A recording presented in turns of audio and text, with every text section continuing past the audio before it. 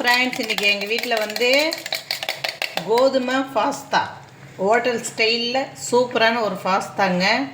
Pasta தண்ணி கொதிக்க வச்சு எடுத்து வச்சுக்கணுங்க. அதுக்கப்புறம் தக்காளி பழம் வேக வச்சு தோலை எடுத்துகிட்டு அரைச்சி வச்சுக்கணும்.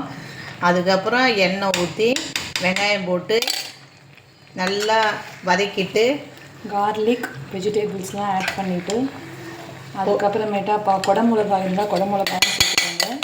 சேர்த்து இது தனியாக வச்சதுக்கப்புறம் தக்காளி சாஸ் ரெடி பண்ணணும். தக்காளி சாஸில் வந்து கேரட்டு தக்காளி கலர் வரணுன்னா கொஞ்சமாக பீட்ரூட் ஆட் பண்ணி நல்லா கிரைண்ட் பண்ணிவிட்டு பாஸ்தாவை தனியாக ரெடி பண்ணி வச்சுருக்கோம்.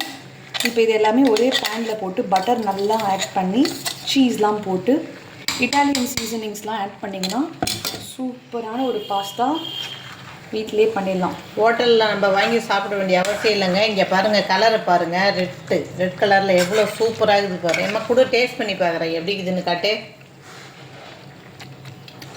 செம்ம டேஸ்ட்டுங்க. நிறைய சாப்பிடணும் போல் இருக்குதுங்க. நீங்களும் இந்த ஹோட்டல் ஸ்டைலில் உங்கள் வீட்டில் செஞ்சு பாருங்கள், சாப்பிட்டு பாருங்கள், எப்படி இருக்குதுன்னு எங்களுக்கு கமெண்டில் சொல்லுங்கள்.